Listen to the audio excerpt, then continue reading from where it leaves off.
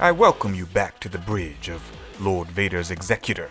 I am your Sith Lord Callous for Lord Callous TV, and this is another Callous comic review. So if you're new here to the channel, I need you to subscribe and hit that like button, then turn on notifications so you can join the Dreamwalkers on our journey.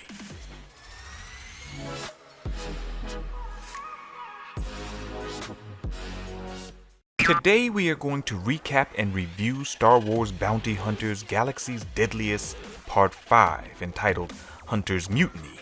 It was written by Ethan Sachs. Paolo Vianelli is the artist, and Arif Prianto is the colorist.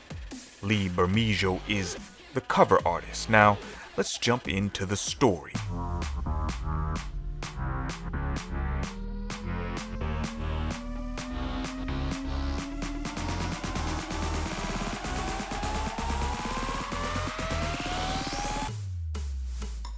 Hunter's Mutiny begins on Cavernous 4 after an attack in the Unbroken Clan-controlled district by their rival syndicate, the Mourner's Wail.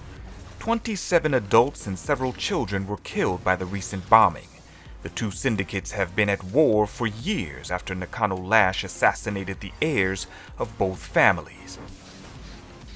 Then we find ourselves back on the Broken Wing with Valance and Tangar.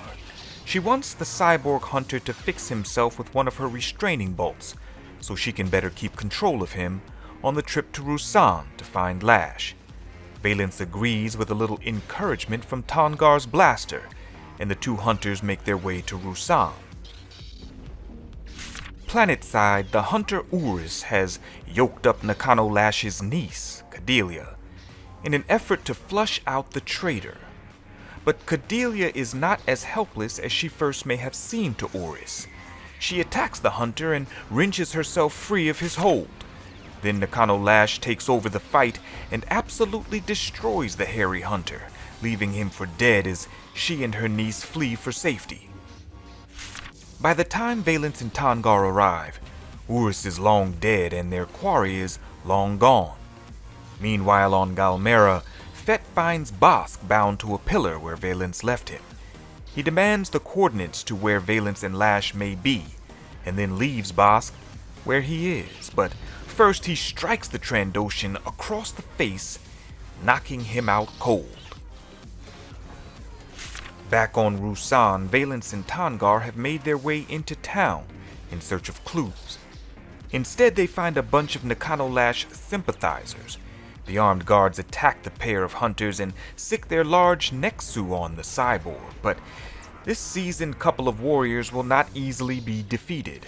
Between the two hunters, they readily deal with the guards and the Nexu, before all the fighting is brought to a halt by Lash's personal liaison in town, who was expecting Valance. He tells Valance and Tangar where Lash and her niece, Cordelia, can be found, and the two are off in search of their new lead. They find Lash's shuttle attached to some wreckage in space. It's the site of a Clone Wars battle with debris from both Republic and Separatist ships floating freely in space. Valance and Tangar board the ship and take Nakano Lash by surprise. Tangar means to kill her, but Valance wants to hear the explanation of her betrayal. Lash begins to tell the entire story of what happened all those years ago on Corellia, from her point of view. The entire operation was a setup from the Mourner's Wail. Callous was actually romantically involved with a member of the Unbroken Clan, and she was pregnant with his child. But in order to keep the secret from his father, he was actually going to kill her. But instead, Lash killed Callous and fled with the woman, believing that her child could help to unite the two clans and bring an end to all of the fighting.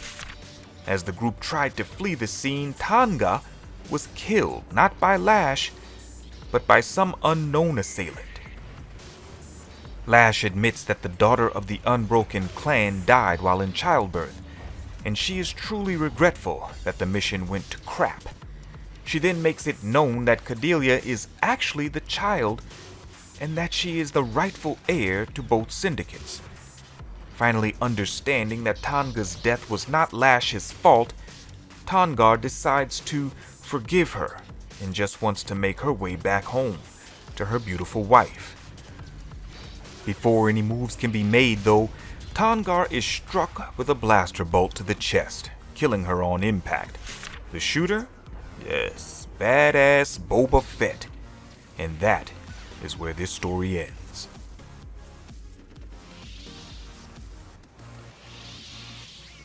This was another solid installment in this Bounty Hunter series. Ethan Sachs pulls no punches. I really enjoy the dark tone and the way he's not afraid to put death on display between the pages. I appreciate the minimal use of Boba Fett and how he's building to what I can only imagine will be some of the best scenes in the issues to come.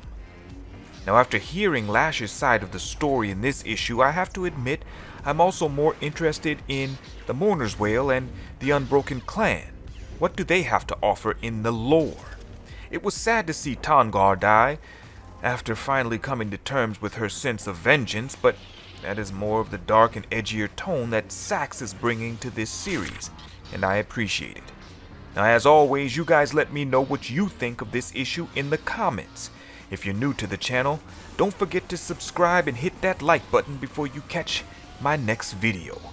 And why not take a look at my Lore and Legend series where I dive into Star Wars stories from the past. Listen, I do what I love. I hope you love what I do. This has been a Callous comic review. Until next time.